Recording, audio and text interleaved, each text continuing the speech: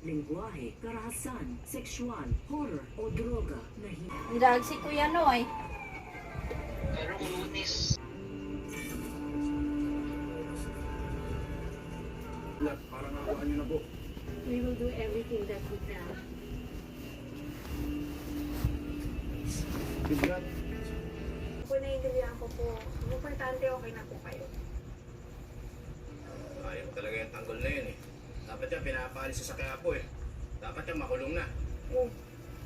Ang programang ito ay rated SPG. Striktong patnubay at gabay ng magulang ang kailangan. Maaaring may masiselang tema, lengguwahe, karahasan, sexual, horror o droga na hindi angkop sa mga bata.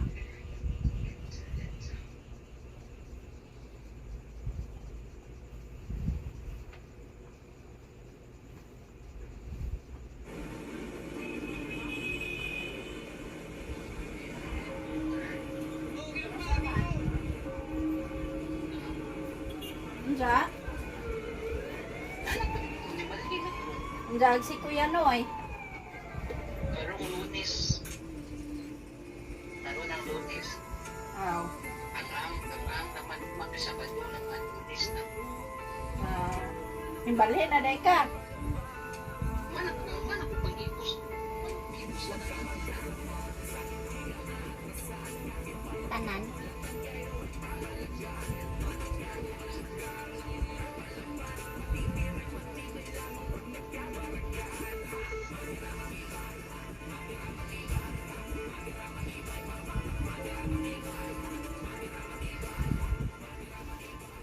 Perfect na yung debut uwi. Ito si Tanggol. Alam mo yun, gagawa talaga siya ng gulo para masira yung lahat.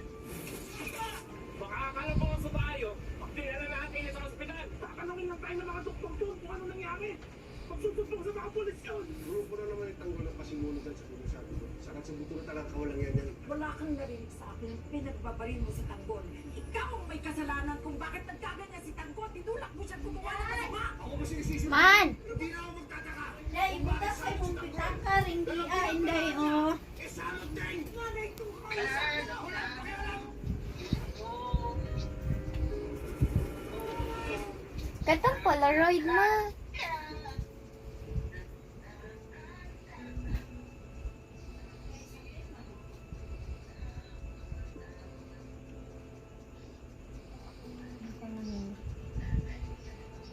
Poong Nazareno, gabayan mo po palagi si Tanggol. Huwag niyong hayaang mapunta siya sa landas ng kadiliman. Lagi sana niyang makita at piliin ang tama sa lahat ng pagkakataon. Dahil habang mas pinipili niya ang maling landas, mas lalo siyang lumalayo sa pamilyang ito. Panginoon, gabayan niyo po siya pabalik sa amin at sa patuwid na buhay.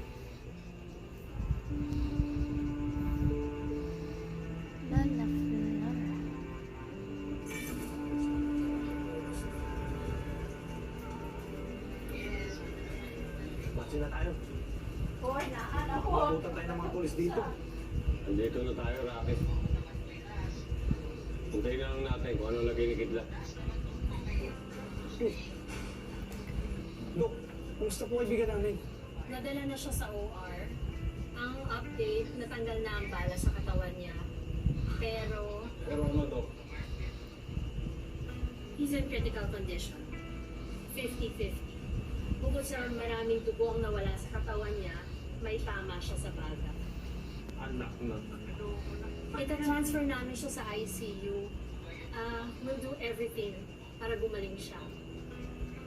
Parang awa niyo na po, Dok. Gawin niyo po ang lahat para makaligtas ang kaibigan namin. Nakikiusap po ako, Dok. Gamutin niyo po si Kidlat. Parang nakuha niyo na po. We will do everything that we can. Kidlat.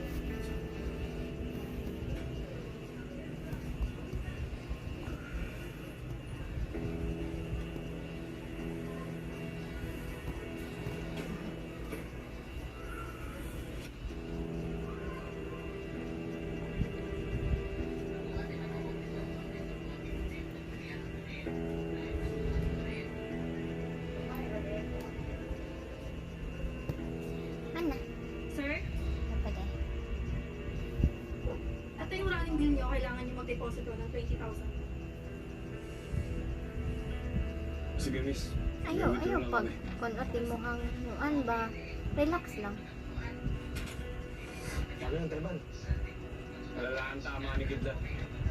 Malaking halaga ang kailanganin natin. Kaya dapat makadiskarte tayo agad ng pera. Baka ibotso ka Kidlat. Teban, may mga parak na. Tara! Dito tayo!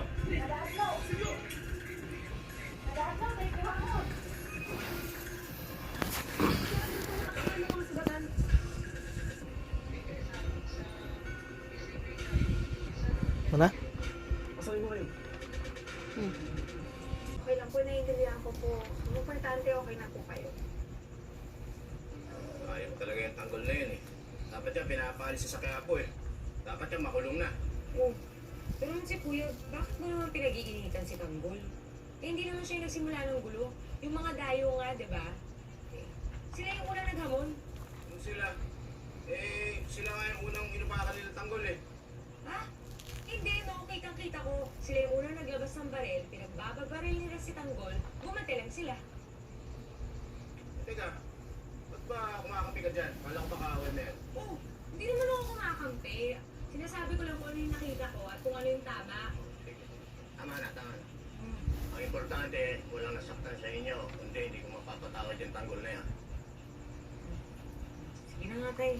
Nauna na ako, ha. Nay, okay ka lang, ha? Sige, salamat. Dito ka natulog ha, sinangahan yung anak ko. Siyempre naman po, basta yung best friend ko, pag kailangan niya, dito ako. Sige po, una na po kami. Sige, tay. O, sige, kuya. Sige po, nay.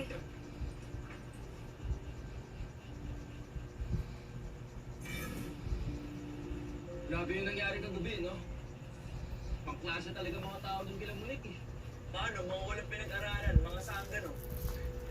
Alam nyo, kasalanan lahat ni JP to eh. Pati tayo nadamay.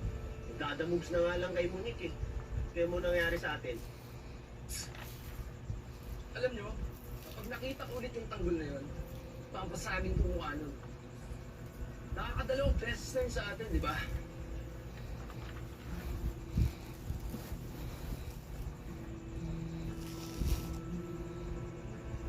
Guys!